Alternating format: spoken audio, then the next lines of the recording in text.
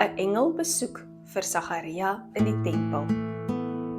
Lank gelede, toe Herodes koning van Judea was daar 'n priester met die naam Sagaria. Hy was 'n goeie man en baie lief vir God. Sy vrou se naam was Elisabeth. Hulle was al ou mense en het geen kinders gehad nie. Priester se werk was om in die tempel diens te doen en God te dien. Op 'n dag, toe dit Sagaria se beurt was om in die tempel te werk, moes hy vir God 'n reukoffer bring. Wierook is gebrand en gebruik om die reukoffer te bring. Terwyl Sagaria nog so besig was hiermee, verskyn daar toe skielik 'n engel van die Here.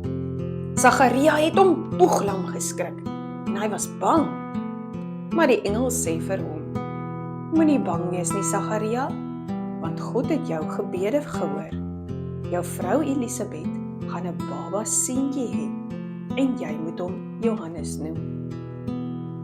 Sagaria luister met verbasing toe die engel verder gaan en sê: "Jou seun Johannes sal 'n spesiale boodskapper vir God wees." Nog steeds geskok, vra Sagaria toe vir die engel: Hoe kan dit waar wees? Hoe kan ek weet dat dit waar is?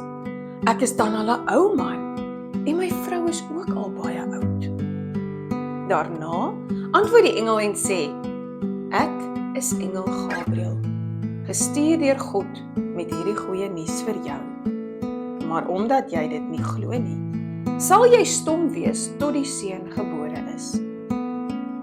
Die mense wat vir Sagaria buite die tempel gewag het gewonder waarom hy so lank vat om uit te kom. En toe hy uitkom, kon hy nie praat nie, nes die engel gesê het. Die mense was verbaas om te sien hoe Sagaria in stilte net beduie en niks sê nie.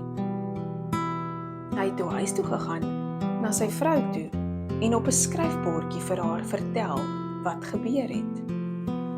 En dit was toe net soos die engel gesê het. Elisabeth het swanger geword en 'n seentjie verwag.